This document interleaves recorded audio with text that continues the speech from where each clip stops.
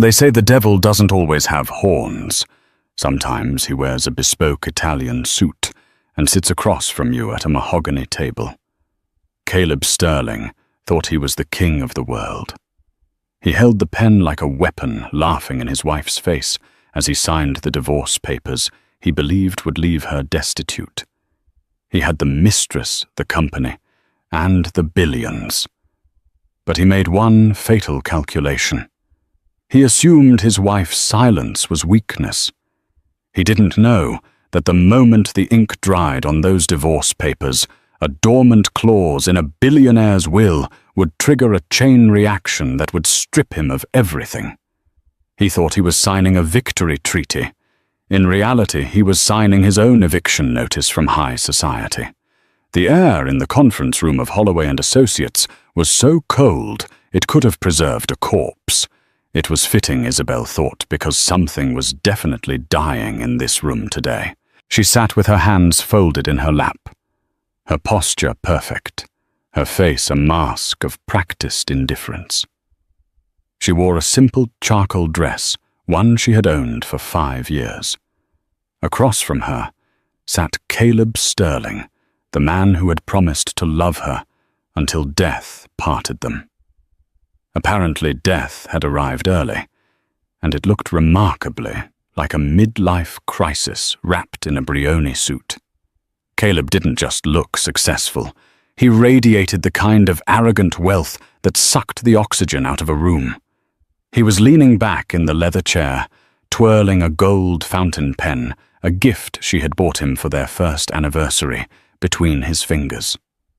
"You know, Isabel," Caleb said, his voice smooth and dripping with mock sympathy. "We could have done this over email. You didn't have to come in person to see the empire you're losing." He looked at his lawyer, a shark-faced man named Arthur Penhaligon, and chuckled. "I suppose she wanted one last look at the winner." Isabel didn't blink. "Just sign the papers, Caleb." "Impatient." Caleb raised an eyebrow. "I'm doing you a favor, really. This prenup, it's ironclad. Arthur here made sure of that 10 years ago.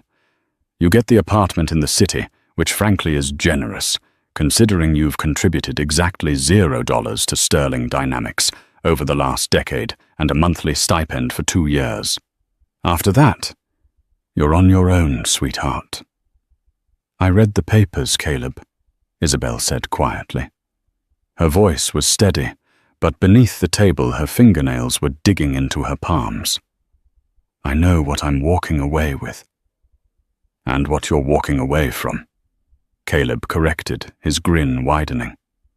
"You're walking away from being the wife of the tech innovator of the year. You're walking away from the galas, the private jets, the Hamptons estate. And for what? Because I found someone who actually understands my ambition, someone who matches my energy." Isabel knew who he was talking about. Jasmine, his 24-year-old personal assistant. The cliché was so thick it was almost suffocating. Jasmine with her fake tan and her hungry eyes, who had been organizing his schedule until 3:00 a.m. for the past 6 months. "Does she understand your ambition, Caleb?" Isabel asked softly. "Or does she understand your credit card limit?" Caleb's smile faltered for a fraction of a second, his eyes narrowing. He slammed the pen down on the table, the sharp clack echoing off the glass walls. "Watch your mouth," he snapped. "Jasmine has more four in her little finger than you've had in your entire body for 10 years. You're a ghost, Isabel. You float around the house arranging flowers and reading books, living off my hard work. I built Sterling Dynamics from the ground up. Me. Nobody else. And I'm not letting a leech take half of it, just because she cooked me dinner a few times in 2015. He snatched up the document, flipping to the final page aggressively. Arthur Penhaligon cleared his throat. "Mr. Sterling, just to reiterate for the record, by signing this you are formally dissolving the marriage. The assets remain strictly separated, as per the pre-nuptial agreement of 2014. Ms. Isabel waives all rights to future earning stock options in Sterling Dynamics and the Kensington properties." "I know what it says, Arthur," Caleb scoffed. He looked at Isabel, his eyes gleaming with cruelty. "Do you hear that, Isabel? You're waiving the rights to my future." He put the pen to the paper. The scratching sound was loud in the silence. He signed his name with a flourish, a large, sweeping signature that took up more space than necessary. Caleb Sterling. He threw the pen down and laughed. It was a cold, barking sound. "Done. Free at last." He stood up, buttoning his jacket. "You have 30 days to vacate the main residence. I'll have the movers send your things to the apartment. Don't take anything that isn't explicitly yours. I have an inventory list." Isabel slowly stood up. She picked up the pen he had discarded the anniversary gift. She looked at it for a moment, then looked at him. "You really think you built it all yourself, don't you, Caleb?" she asked. "I know I did," he sneered. "Now, if you'll excuse me, I have a celebration dinner to attend. Some of us have lives to live." He turned and stormed out of the conference room, Arthur scrambling to follow him. The heavy glass door swung shut, leaving Isabel alone in the silence. She didn't cry. She didn't scream. She reached into her purse and pulled out a vibrating phone. She looked at the screen. It was a number she hadn't spoken to in years, labeled simply, "The Executor." She answered. "It's done," she whispered. "He signed." A deep, gravelly voice on the other end responded. "Very well, Mrs. Sterling. Or should I say, Kensington. Your grandfather's conditions have finally been met. We will proceed with the reading of the will immediately." Isabel hung up. She walked to the window and looked down at the busy streets of New York City. Down below, she saw Caleb getting into his black limousine. He was probably calling Jasmine right now. He was probably laughing. "Laugh while you can, Caleb," she murmured to the glass. "You just signed away the only protection you ever had." The champagne at Le Coucou cost $3,000 a bottle. But to Caleb, it tasted like freedom. He sat at the best table in the house, the one reserved for A-list celebrities and politicians. Across from him sat Jasmine. She was wearing a red dress that was specifically designed to garner attention, and it was working. Every eye in the restaurant was on them, and Caleb basked in it. "To us," Jasmine purred, clinking her crystal flute against his. Her nails were freshly manicured, long and sharp, painted a deep crimson. "And to getting rid of the dead weight," Caleb laughed, taking a long sip. "God, I should have done it years ago." Seeing her face Jasmine, it was pathetic. She just sat there, didn't even fight. She knows she's nothing without me. She's probably crying into a pint of ice cream right now. Jasmine giggled. "So tell me again about the house. When can we redecorate that Victorian drab she loved is hideous?" "Give it a month." Caleb waved his hand dismissively. "The lawyers have to clear her junk out. Once she's gone, you can gut the place. Make it modern. Make it fit for a billionaire's wife." Jasmine's eyes lit up at the word wife. She reached across the table and squeezed his hand. "You're the best baby. Sterling Dynamics is going to hit the stratosphere this quarter, isn't it?" "Stratosphere?" Caleb scoffed. "We're going interstellar. The new AI chip contract with the Defense Department is practically a done deal. Once that signs next week, the stock will triple. I'll be the richest man in the state, and I won't have to share a dime of it with Isabel." He pulled out his phone to check the stock ticker, a habit he couldn't break even during a romantic dinner.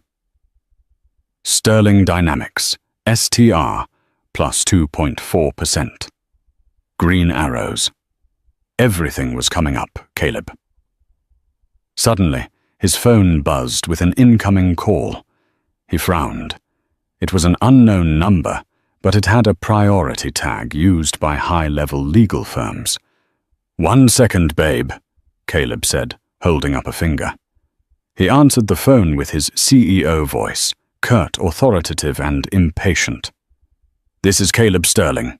"Mr. Sterling," a formal, dry voice spoke. "This is Alistair Blackwood, senior partner at Blackwood, Finch & Co." Caleb paused. Blackwood, Finch & Co. was not just a law firm. They were an institution. They represented old money, the kind of money that didn't shout. It whispered and governments fell. They were way above his usual pay grade. "I'm listening," Caleb said, his interest piqued. "I am contacting you regarding the estate of Mr. Archibald Kensington," the lawyer said. Caleb blinked. Kensington. The name sounded vaguely familiar. Then it clicked. Isabel's maiden name was Kensington, but she had told him her parents were middle-class nobodies who died in a car crash when she was 20. She never mentioned an Archibald. "I think you have the wrong number," Caleb said. "I just divorced a Kensington, but she doesn't have any family worth a damn." Mr. Archibald Kensington was Isabel's grandfather. The lawyer continued, his tone icy. "He passed away yesterday evening in Zurich. As per his instructions, his last will and testament is to be read immediately upon his death, provided certain familial conditions are met." Caleb's mind raced. A grandfather in Zurich. That sounded like hidden assets. If the old man had money, and Caleb was technically still legally connected until the divorce decree was filed by the court clerk tomorrow morning. Greed, sharp and sudden, spiked in his chest. "Is there an inheritance?" Caleb asked bluntly. "The estate is significant," the lawyer replied, choosing his words carefully. "You are named in the will, Mr. Sterling. Your presence is required at the reading tomorrow morning at 9:00 a.m. 500 Fifth Avenue, Penthouse Suite." "I'm named in the will," Caleb repeated, a grin spreading across his face. "Yes, explicitly." "I'll be there," Caleb said. He hung up the phone and looked at Jasmine, his eyes wide with disbelief. "What is it?" Jasmine asked, sensing the shift in his mood. "You are not going to believe this," Caleb whispered, leaning in. "Isabel's grandfather just died. In Zurich. Apparently the old bat had money. And guess who is named in the will?" Jasmine gasped. "You, me." Caleb slammed his hand on the table triumphantly. "The old fool probably didn't know we were divorcing yet. Or maybe he liked me more than he liked his boring granddaughter. Imagine that, Jasmine. I divorce her, keep all my money, and then inherit a chunk of hers before the ink is even dry." "Oh my God, Caleb!" Jasmine squealed. "That is poetic justice. How much do you think it is? If he's using Blackwood and Finch, it's not peanuts. Maybe a few million, enough to buy you that yacht we talked about." He signaled the waiter for another bottle. "Keep them coming," he shouted. "We're celebrating a funeral." They laughed into the night, drunk on champagne and hubris. Caleb felt invincible. He had shed the wife, kept the company, and now he was about to get a final payout from her family tree. He didn't notice the man in the grey suit, sitting 3 tables away, watching him over the top of a newspaper. The man wasn't eating. He was just watching Caleb laugh. He pulled out a phone and sent a single text message. He has taken the bait. The trap is set. The next morning, the sun rose over New York City with a blinding brightness. But for Caleb Sterling, the darkness was just beginning to gather. He woke up with a slight hangover, but the adrenaline of the potential inheritance washed it away. He dressed in his most intimidating navy suit, checked his reflection in the mirror, and winked at himself. "Showtime, Caleb," he said. He left Jasmine sleeping in the silk sheets and took the elevator down to his driver. As the car navigated through the morning traffic toward Fifth Avenue, Caleb pulled up the news on his tablet. A headline caught his eye. "Unknown holding company, Aurora, acquires major tech debts." He scrolled past it. Financial mumbo-jumbo. He didn't care about debt. He cared about assets. He arrived at 500 Fifth Avenue at 8:55 a.m. The building was sleek, intimidating, and screamed power. He took the private elevator to the penthouse. When the doors opened, he expected a stuffy office. Instead, he walked into a room that looked more like a throne room. Floor-to-ceiling windows offered a panoramic view of the city. The walls were lined with books that looked older than the country itself. And there, sitting at the head of a massive oak table, was Isabel. Caleb stopped in his tracks. "What are you doing here?" Isabel didn't look like the woman from yesterday. She was wearing a black dress that fit her like armor. Her hair, usually tied back in a messy bun, was loose and cascading down her shoulders in elegant waves.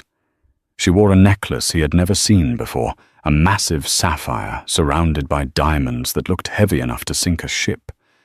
She didn't stand up. She simply gestured to the empty chair at the opposite end of the long table. "You're late, Caleb," she said. Her voice was different, deeper. It held a resonance of authority he had never heard. "I'm not late. I'm right on time," Caleb snapped, recovering his composure. He walked to the chair and sat down. "I assume you're here for the handouts, too. Did the old man leave you a few crumbs?" "Something like that," Isabel said, a faint, unreadable smile playing on her lips. Mr. Blackwood, the lawyer from the phone, stood by the window. He was a tall man with silver hair and eyes like flint. He walked to the center of the table and placed a single thick leather binder down. "We are here to read the last will and testament of Archibald Kensington," Blackwood announced, "Duke of Montrose and majority shareholder of the Aurora Holdings Group." Caleb froze. Duke Aurora Holdings. He looked at Isabel. She was staring right at him, and for the first time in 10 years, Caleb Sterling felt a flicker of genuine fear. "Shall we begin?" Blackwood asked. "Please," Isabel said, her eyes never leaving Caleb's. "My ex-husband is dying to know what he's worth." "Duke." Caleb repeated the word, tasting like ash in his mouth. He looked around the room, expecting someone to jump out with a camera. "Is this a joke, Isabel? Since when are you royalty? You grew up in Ohio." "I grew up in boarding schools that cost more than your first startup, Caleb," Isabel replied, her voice smooth and devoid of the timid tremor he was used to.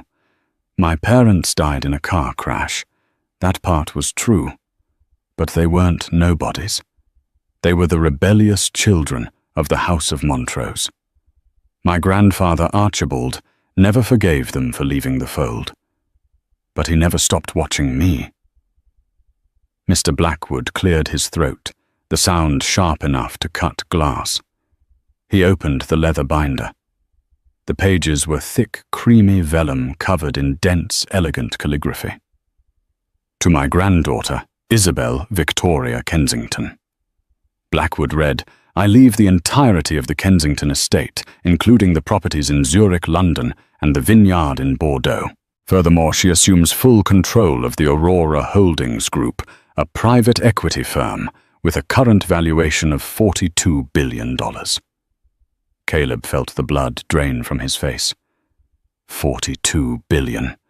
That wasn't just rich. That was nation-state rich.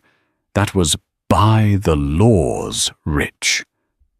However, Blackwood continued, his eyes flickering to Caleb, this inheritance was subject to a strict clause, the character clause.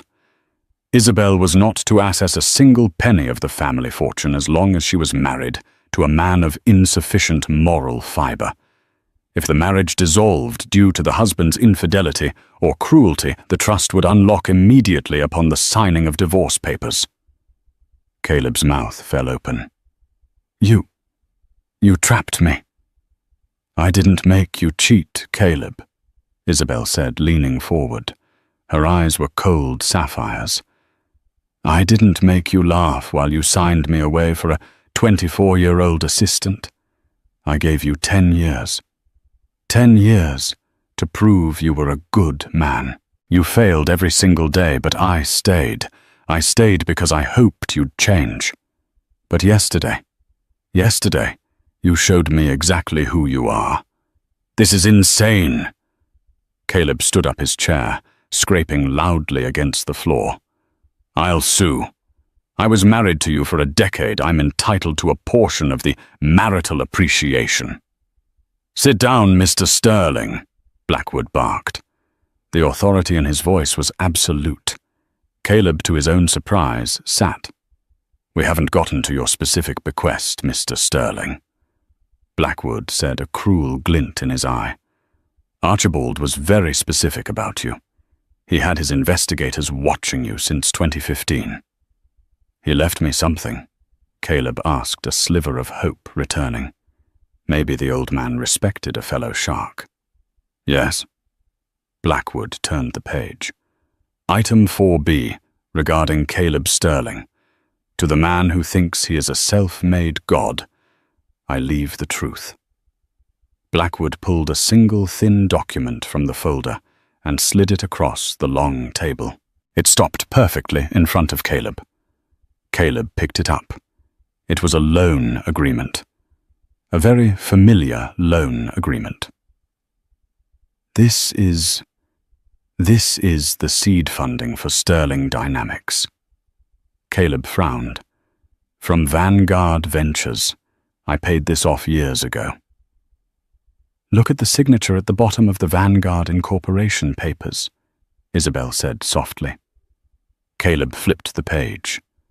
There, in the same sweeping script as the will, was the name Archibald Kensington. Vanguard Ventures is a shell company, Blackwood explained, wholly owned by Aurora Holdings, your initial seed money. It came from Isabel's trust, your Series B funding in 2018 when the market crashed. Isabel authorized it. The emergency loan you took last year to cover up the failed Project Mercury prototype, that was Isabel. Caleb stared at the papers, his hands shaking.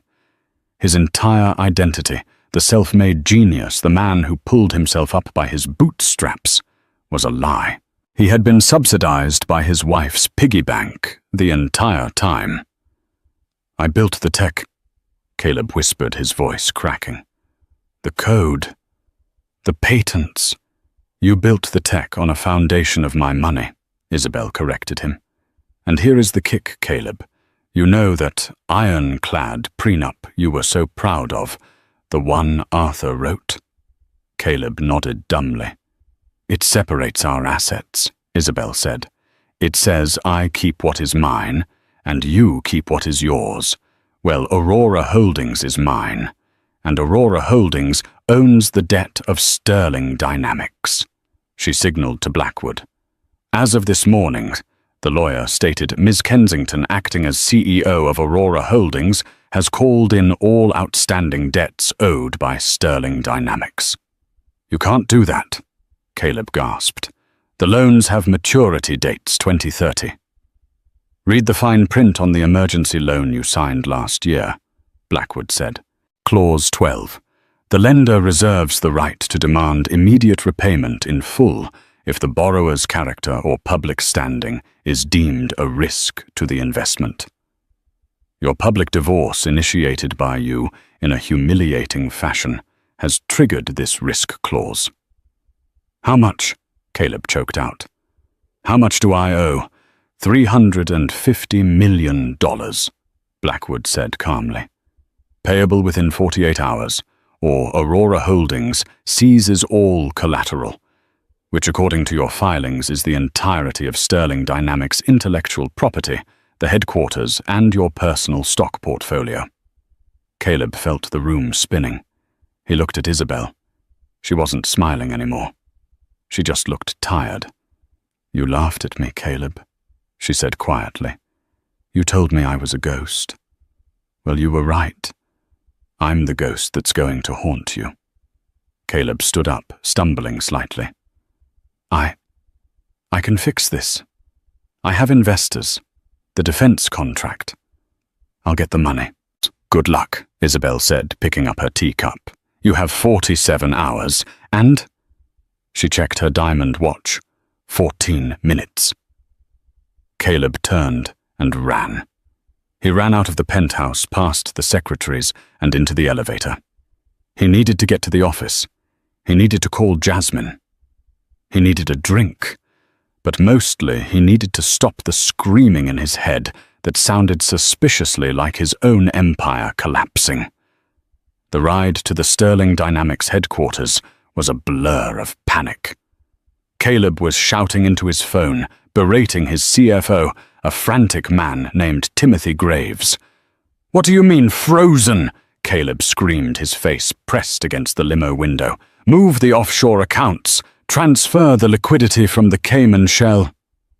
"I can't. Caleb." Timothy's voice was high-pitched with hysteria. "The accounts are flagged. The SEC sent a notice 10 minutes ago. Someone tipped them off about the creative accounting on the Q3 report. They've frozen the corporate operational funds pending an audit." "Who tipped them off?" Caleb roared. "I don't know. But the audit order came from the top, high level. Caleb payroll is due on Friday. If we can't access the accounts, the engineers walk."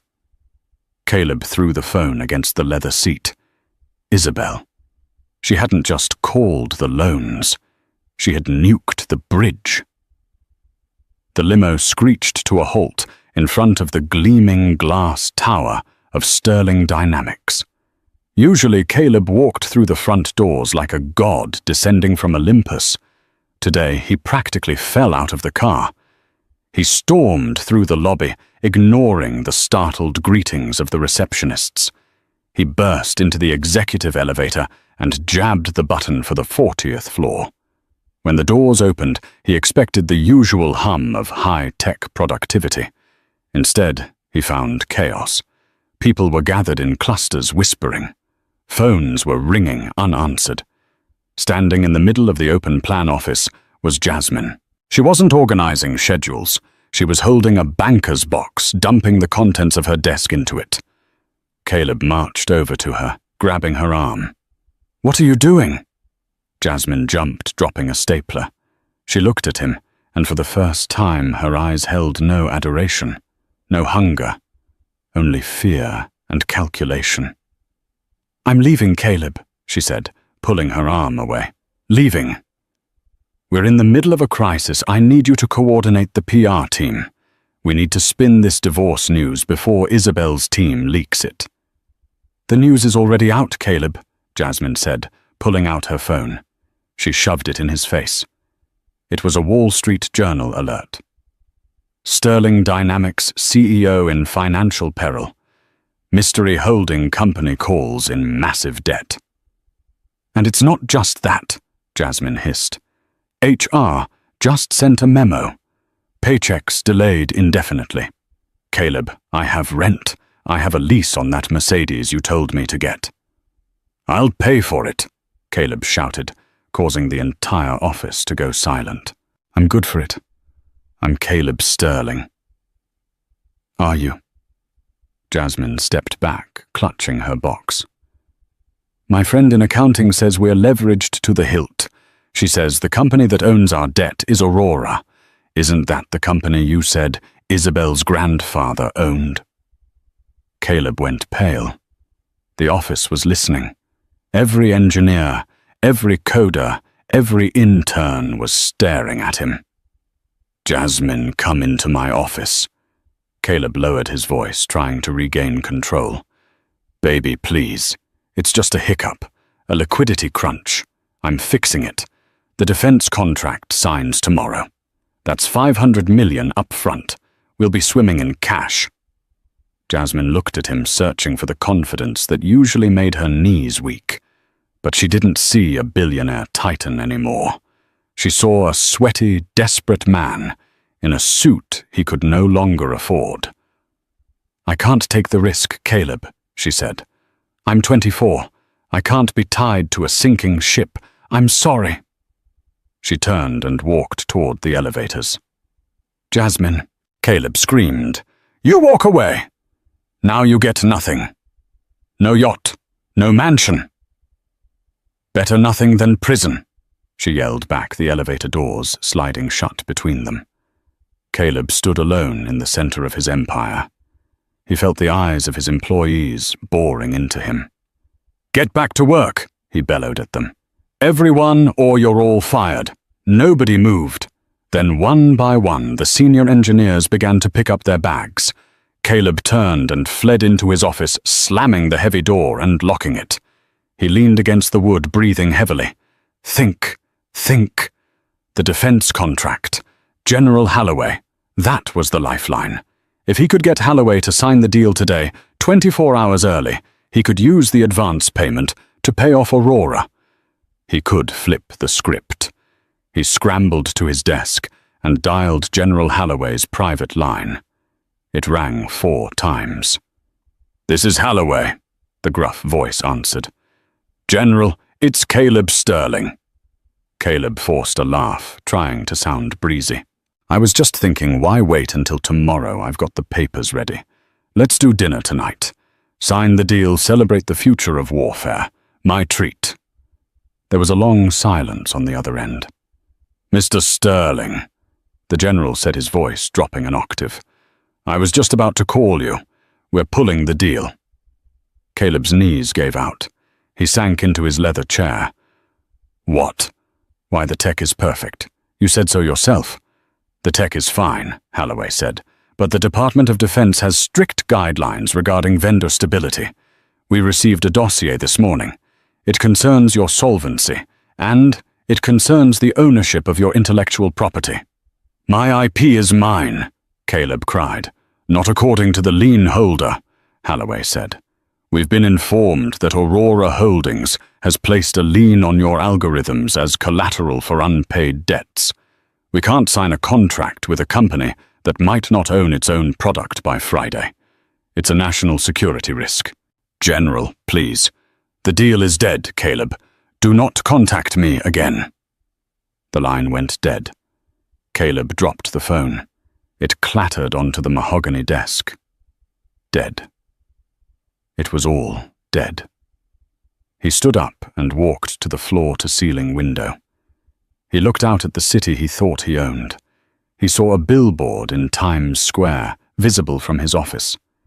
It was an ad for a charity gala happening that night. The Kensington Foundation, gala supporting women in tech. The face on the billboard was Isabel's. She looked regal, powerful, and utterly untouchable. A rage built up in Caleb's chest, hot and blinding. She had planned this. She had timed it perfectly. She stripped him of his wife, his mistress, his company, and his future in the span of 12 hours. He grabbed a crystal decanter of whiskey and hurled it at the window. It shattered against the reinforced glass, amber liquid dripping down like tears. You think you've won, Isabel? He growled, his reflection distorted in the glass. I'm not done. I still have the cards you don't know about. He reached into his pocket and pulled out a small encrypted flash drive. The real dirt. The illegal data scraping he had done 2 years ago to get the edge on his competitors. The kind of data that could blackmail half the Senate. He had never used it because it was too dangerous. But now, he had nothing left to lose. He was going to burn it all down. He walked to his computer, plugged in the drive, and began to type. If he was going down, he was taking the whole industry with him. But as his fingers flew across the keyboard, a message popped up on his screen. A red box with a skull icon. System lockout initiated. Administrator access revoked. No, no, no. Caleb hammered the keys. A video window opened on his screen. It was a live feed. It showed the server room in the basement of the building. Men in dark suits were pulling hard drives out of the racks, and standing there directing them was a man Caleb recognized. It was Arthur Penhaligon, his own lawyer. Caleb grabbed his phone and called Arthur. Arthur answered on the first ring, looking directly into the security camera in the server room, waving at Caleb through the monitor. "Arthur." "What the hell are you doing?" Caleb screamed. "I'm mitigating liability, Caleb." Arthur said, his voice tinny through the phone and the computer speakers. "You see, when Aurora Holdings contacted me an hour ago and pointed out that my fees for the last 3 years were paid with, let's call them misappropriated funds. They offered me a deal, immunity from prosecution if I handed over the evidence of your illegal data mining. You traitor. It's just business, Caleb." Arthur smiled, a shark-smelling blood. "You taught me that. Loyalty is just a line item on a budget sheet, and yours just bounced." The screen went black. Caleb sat in the dark office, the only light coming from the city outside. He was completely boxed in. No lawyer, no company, no money, no leverage. But the human mind is a strange thing. When stripped of all logical options, it turns to the illogical, the primal. Caleb opened his desk drawer, pushed aside the gold pens and the stress balls. His hand closed around the cold steel of a snub-nosed revolver he kept for protection. He wasn't going to use it on himself. He was too narcissist for that. "She wants a war," Caleb whispered, checking the cylinder. "I'll give her a war. But I'm going to look her in the eye when I do it." He tucked the gun into his waistband, buttoned his jacket, and walked out of the office. He had one last destination: the Kensington Gala. The grand ballroom of the Pierre Hotel was a galaxy of crystal chandeliers and old money. It was the kind of room where the silence was expensive and the laughter cost even more. Tonight it was the stage for the Kensington Foundation Gala, the social event of the season. Caleb Sterling entered not through the front doors where the paparazzi were flashing like lightning storms, but through the kitchen service entrance. He knew the layout. He had attended a dozen events here in his prime. But tonight, he didn't smell like cologne and success. He smelled of stale whiskey rain and cold sweat. He moved through the bustling kitchen, blending into the shadows, dodging waiters, carrying trays of caviar and foie gras. His hand brushed against the cold steel of the revolver tucked into his waistband. It was a heavy, reassuring weight against his skin. He pushed through the swinging doors and slipped into the back of the ballroom. The sight that greeted him hit him like a physical blow. Everyone was there. The mayor, the governor, the tech rivals he had spent years trying to crush, the bankers who had denied him loans in the early days, and they were all looking in one direction, at the stage. Standing at the podium, bathed in a spotlight that made her skin glow like porcelain, was Isabel. She looked magnificent. She wore a gown of midnight blue velvet that hugged her figure, a stark contrast to the invisible housewife she had been for 10 years. She spoke with a confidence that commanded the room, her voice amplified by the speakers, crisp and clear. "For too long," Isabel was saying, We have allowed innovation to be driven by greed rather than humanity. We have celebrated men who break things just to say they built them. A ripple of polite laughter and applause moved through the crowd. Caleb gritted his teeth. She was talking about him. But tonight, Isabel continued, marks a new chapter. Aurora Holdings is pledging $1 billion to ethical tech development. We are taking back the future from the hands of the selfish. The room erupted, a standing ovation. Caleb watched as men. He considered his allies men. He had played golf with. Men he had made illegal handshake deals with, stood up and cheered for the woman who was destroying him. "Frauds," Caleb hissed. "You're all frauds." He spotted a familiar face near the front.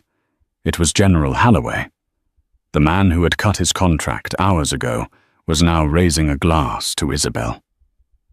Caleb's vision blurred with red rage. He began to push his way through the crowd. He didn't care about the stares.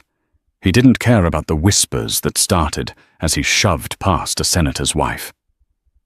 "Hey, watch it," a man exclaimed. Caleb ignored him. He kept his eyes locked on Isabel. She saw him. She stopped clapping.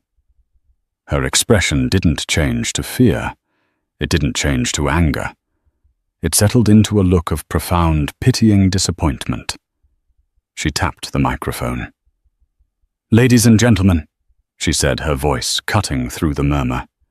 "It seems we have an uninvited guest, a ghost from the past."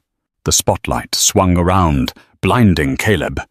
He threw his hand up to shield his eyes, blinking rapidly. The room fell into a deadly silence. "Caleb," Isabel said, her voice echoing. "You look terrible." Caleb lowered his hand. He stood alone in the circle of light, the crowd parting around him like he was contagious. He saw the looks on their faces, disgust, shock, amusement. "You stole it," Caleb shouted, his voice cracking. "You stole my company. You stole my life." "I repossessed my investment," Isabel corrected calmly. "There is a difference." "I built Sterling Dynamics," Caleb roared, stepping forward. "Me, I spent the nights coding. I took the risks. You sat at home drinking tea. I sat at home balancing your books so you wouldn't go to jail for tax fraud in 2017. Isabel replied, her tone conversational. "I sat at home smoothing over the PR disasters you caused when you harassed your female employees. I sat at home, Caleb, keeping your house of cards from blowing over in the wind. And you repaid me by bringing your mistress into my bed." A gasp went through the room. "She's lying." Caleb turned to the crowd, desperate. "General Holloway, you know me.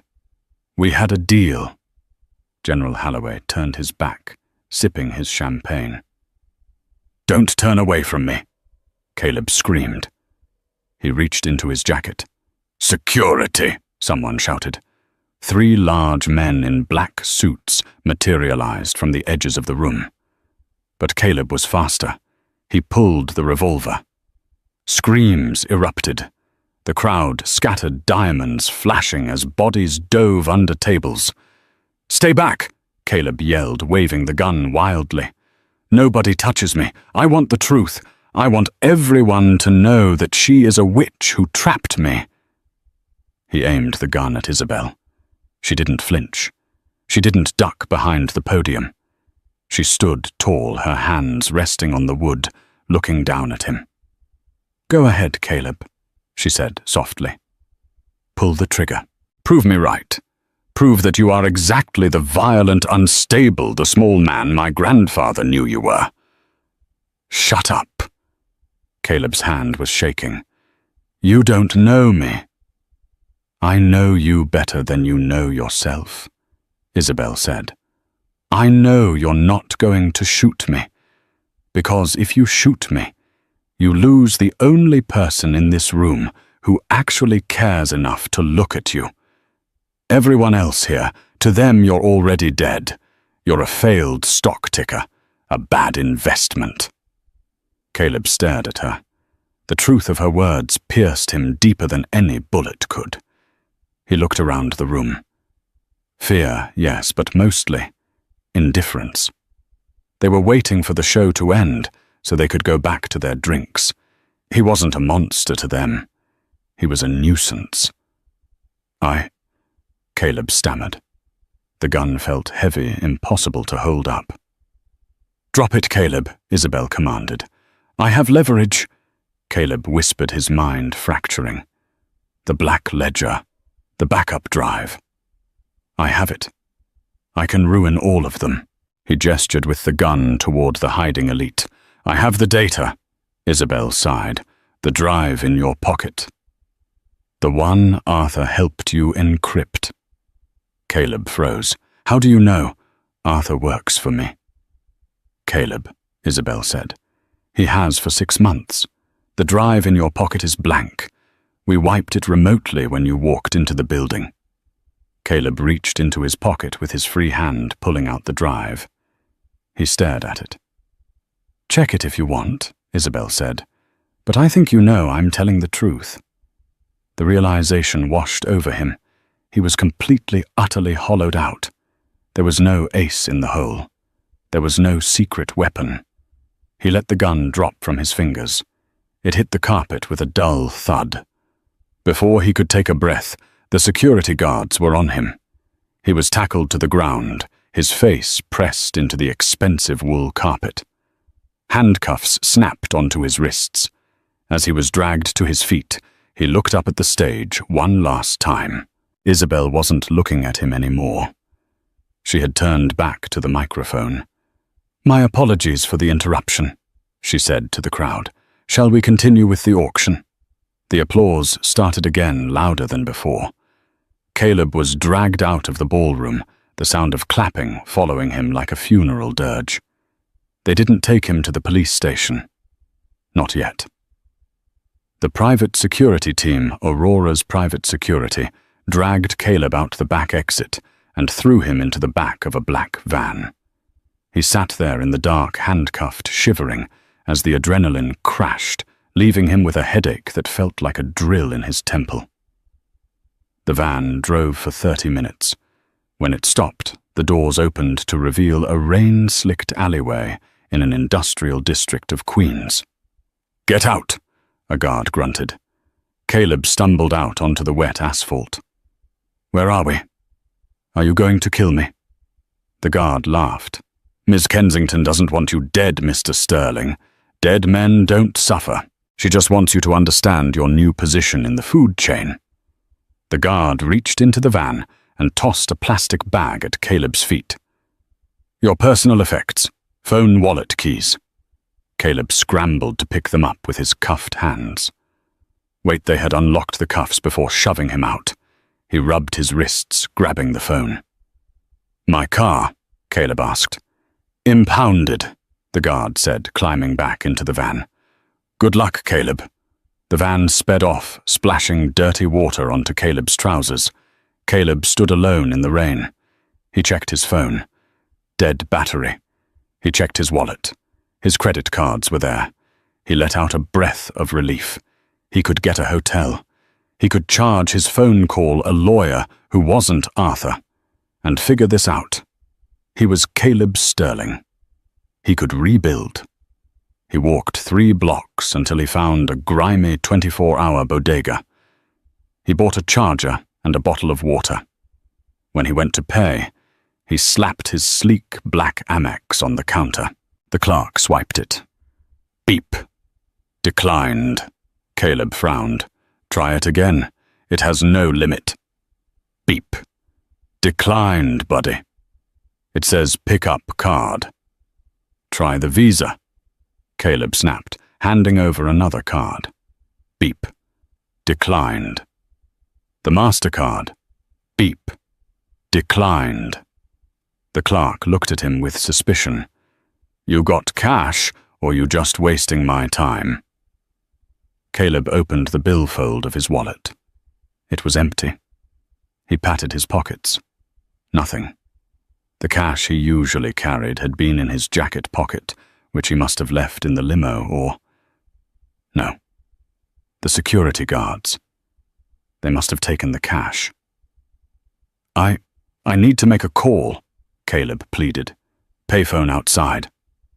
The clerk pointed. Quarters only. Caleb walked out, defeated. He didn't have a quarter.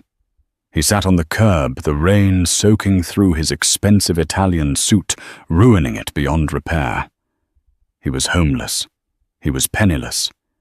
And he was in Queens. A thought occurred to him. Jasmine. She had left him, yes. But they had a history. She had a heart somewhere beneath that ambition. She had an apartment in Brooklyn, an apartment he had paid the deposit for. She wouldn't leave him on the street. He needed to get to Brooklyn.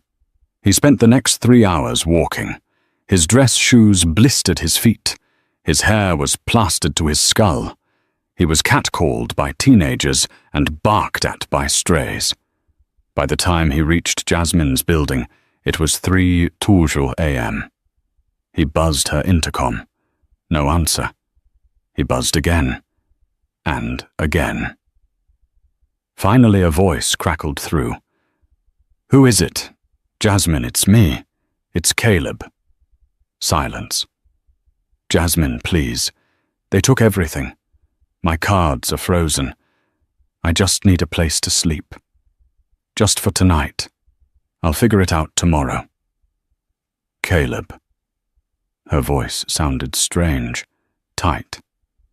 Yes, baby, it's me. Open the door. I can't. Why not? Because he is here. Caleb froze. He? Who is he? My new boyfriend, Jasmine said. Look, Caleb, you need to go. If he finds you here. So, you have a new boyfriend.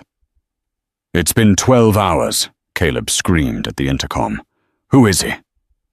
Does he have more money than me? Actually, a male voice came over the intercom. A voice Caleb recognized. It was Timothy Graves, his CFO, the man who had been panicking on the phone earlier. Timothy, Caleb whispered. Hey, Caleb, Timothy said, sounding remarkably calm. Sorry about this, but when the ship sinks, you grab the nearest life raft. Jasmine and I, well, we found we have a lot in common, mostly a desire to stay employed by Aurora Holdings. You're working for her. Isabel offered me a retention bonus, Timothy explained. A very generous one, on the condition that I cooperate fully with the transition. And well, Jasmine comes with the territory. You backstabbing little weasel. Caleb kicked the door. I made you. You yelled at me, Timothy corrected. And you underpaid me. Go home, Caleb. Oh, wait, you don't have one. The intercom clicked off. Caleb slid down the brick wall until he hit the pavement. He pulled his knees to his chest. He had laughed.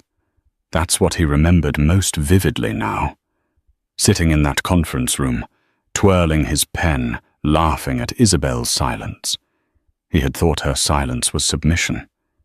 He realized now that it was the silence of a predator, waiting for the prey to walk into the trap. He was cold. He was hungry. And for the first time in his life, he was completely invisible. As the sun began to rise, casting a grey light over the city, a black town car pulled up to the curb in front of him. The window rolled down. It wasn't Isabel. It was Mr. Blackwood, the lawyer. Mr. Sterling, Blackwood said, looking at the shivering man with distaste. Are you here to mock me? Caleb croaked. I am here to deliver a message, Blackwood said. He extended a hand out the window holding a plain white envelope. Caleb reached out with trembling fingers and took it. What is this, Walls? A choice, Blackwood said. Ms. Kensington is not cruel. She is just. Inside that envelope is a one-way bus ticket to Omaha, Nebraska. There is also a cashier's check for $5,000 and a job offer. A job offer. Caleb blinked. Assistant manager at a Radio Shack franchise, Blackwood said, a ghost of a smile touching his lips. It is owned by a subsidiary of Aurora Holdings. It pays minimum wage, but it comes with health insurance. Caleb stared at the envelope. Radio Shack. It's a humble start, Mr. Sterling, but you claim to be a self-made man. Here is your chance to prove it. Build an empire from the sales floor up. And if I refuse, then the SEC investigation proceeds, Blackwood said simply. The prison term for the fraud we uncovered on your drives is approximately 15 to 20 years. The choice is yours, Omaha or Ossining. The window rolled up. The town car drove away, disappearing into the morning mist. Caleb sat on the curb, holding the envelope. He looked at the Manhattan skyline across the river, the towers of glass and steel where he had once been a king. He looked at the bus ticket. Departs Port Authority, 7:00 a.m. He had an hour. He stood up his joints, popping his body aching. He didn't look back at Jasmine's apartment. He didn't look back at the city. He turned and began to limp toward the subway station. The laughter was gone. All that was left was the long, hard road of reality. 6 months later, the winter wind in Omaha, Nebraska cut through the thin polyester of Caleb's red polo shirt. The name tag pinned to his chest read, Caleb, trainee. He stood behind the counter of the electronics store, staring at a wall of mid-range televisions. On the screens, a global news network was broadcasting a special report on the Tech Philanthropist of the Year. It was Isabel. She was standing in a vineyard in Bordeaux, holding a glass of wine, laughing with a group of smiling investors. She looked younger, lighter, and radiantly happy. The chyron beneath her read, Isabel Kensington, the woman who saved ethical tech. "Hey, buddy," a customer shouted, snapping his fingers in front of Caleb's face. "I said, do you have these batteries in a AA?" Caleb blinked, pulling his eyes away from the screen. In his old life, he would have had this man escorted out by security for breathing too loudly. In his old life, he was a god. "I'm sorry, sir," Caleb said, his voice humbled by the months of solitude and minimum wage. "Aisle 4, bottom shelf." "About time," the customer grumbled, wandering off. Caleb looked back at the screen, just as the camera zoomed in on Isabel's face. For a split second, it felt like she was looking right through the lens, right across the ocean, and straight into this dusty store in a strip mall. She didn't look angry anymore. She just looked free. Caleb looked down at his hands. They were rougher now, calloused from unloading delivery trucks. He picked up a scanning gun and got back to work. He had lost the billions, the suits, and the fame. But as he stocked the batteries on the bottom shelf, he realized he had gained something he never had when he was at the top, the knowledge of what things actually cost. He was starting from zero. And this time, he would have to build it himself. Wow, what a journey. From the heights of a Manhattan penthouse to the humble aisles of an electronics store in Nebraska, Caleb Sterling certainly learned the hard way that you should never bite the hand that feeds you, especially when that hand belongs to a secret heiress like Isabel. It's a classic reminder that arrogance is a heavy debt, and eventually life comes to collect with interest. Caleb thought he was the king of the world, but he forgot that a king is nothing without his kingdom. And Isabel held the keys to the castle all along. If you enjoyed this story of dramatic revenge and karmic justice, please smash that like button. It really helps the channel grow. What do you think? Did Caleb deserve his fate in Omaha? Or was Isabel too harsh? Let me know your thoughts in the comments below. I read every single one. And don't forget to subscribe and hit the notification bell so you never miss out on our next story. Thanks for watching, and I'll see you in the next video.